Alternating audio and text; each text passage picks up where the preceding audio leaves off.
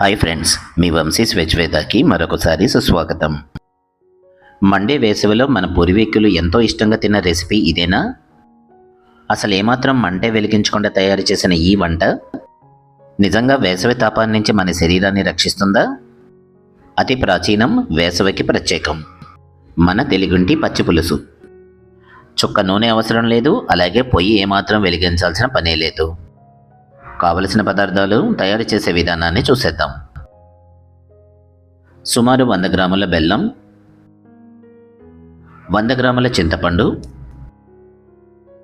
2 medium size ఉల్లిపాయలు, 3 లేదా 4 పచ్చిమిర్చి, చిన్న అల్లం ముక్క, అలాగే కొద్దిగా కరివేపాకు, కొద్దిగా జీలకర్ర, చిటికెడు పసుపు, కొద్దిగా ఇంగువ, రుచికి సరిపడా ఉప్పు, అలాగే క్లీన్ వాటర్. రండి ప్రయోగాన్ని మొదలు పెట్టేద్దాం. ఒక పరిశుభ్రమైన మట్టి పాత్రలోకి ముందుగా తగినంత చింతపండును తీసుకుని తగినంత నీటిని కూడా యాడ్ చేసుకుని మూత పెట్టేసుకుని ఒక 15 నిమిషాల పాటు సోక్ చేసుకుందాం. మరి ఈ చింతపండు రెడీ అయ్యేలోగా ముందుగా 3 లేదా 4 పచ్చిమిరపకాయలను చిన్న చిన్న ముక్కలుగా కట్ చేసుకుందాం. సన్నగా కట్ చేసుకున్న ఈ పచ్చిమిరపకాయలను డిష్ అవుట్ చేసుకుని అలాగే 2 మీడియం సైజు ఉల్లిపాయలను కూడా చిన్న చిన్న ముక్కలుగా కట్ చేసుకోండి.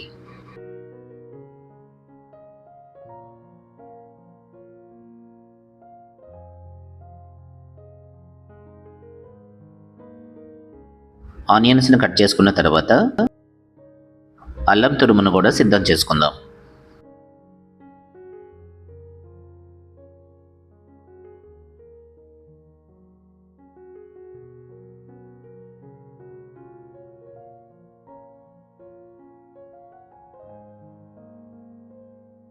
అల్లం తురుము కూడా రెడీ అయిపోయిన తర్వాత కరివేపాకును కూడా సన్నగా కట్ చేసుకుందాం.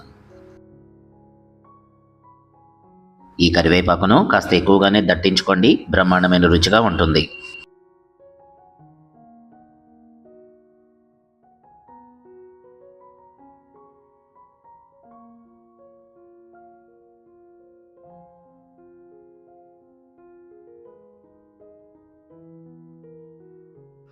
చింతపండు చక్కగా నానిపోయింది.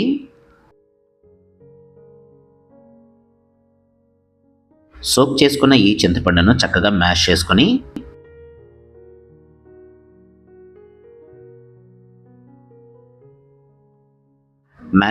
తర్వాత చింతపండు పలుపుని సెపరేట్ చేసేయండి.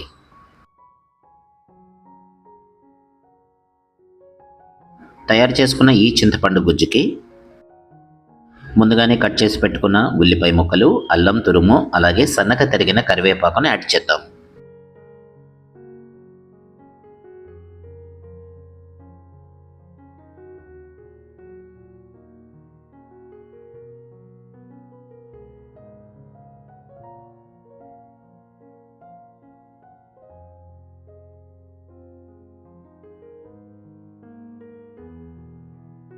ఆ తర్వాత సన్నగా తరిగిన పచ్చిమిరపకాయ ముక్కలు,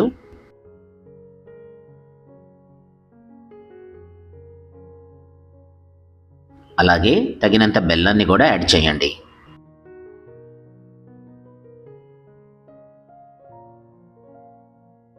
రుచికి సరిపడా ఉప్పు,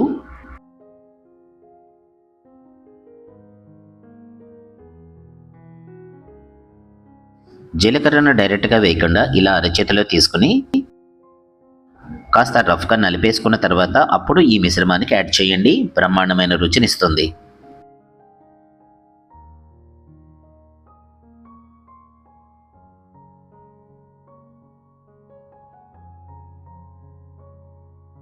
ఆ తర్వాత చిటికెడు పసుపు, కొద్దిగా ఇంగువ. ఇంట్రెస్ట్ ఉన్న వాళ్ళు కొద్దిగా కారాన్ని కూడా యాడ్ చేసుకోవచ్చు. నేను మాత్రం కొద్దిగా కాశ్మీరీ చిల్లీ పౌడర్ యాడ్ చేస్తున్నాను. ఇది ఈ రెసిపీ టెక్స్చర్ని ఇంక్రీజ్ చేయడమే కాకుండా బ్రహ్మాండమైన రుచిని కూడా యాడ్ చేస్తుంది. వీటన్నింటినీ చక్కగా కలిపి పెట్టేసుకుని మూత పెట్టేసుకుని కాసేపు రెస్ట్ ఇచ్చేద్దాం.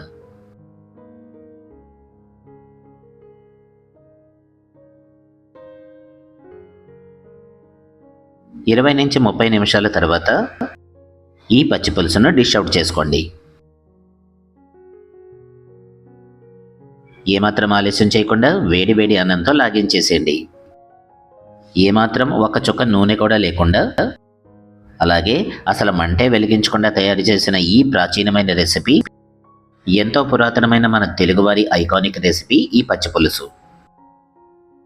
మరి ఈ రెసిపీ కనుక మీకు నచ్చితే ఒక లైక్ చేయండి, షేర్ చేయండి, మీ విలువైన అభిప్రాయాన్ని కామెంట్ సెక్షన్లో తెలియచేయండి.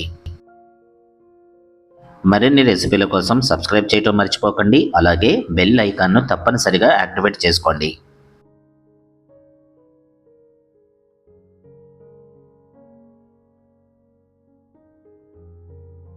చివరగా మన హ్యాష్ట్యాగ్ మనసుతో వండండి, ప్రేమతో వడ్డించండి. మరొక రెసిపీతో మళ్ళీ కలుద్దాం.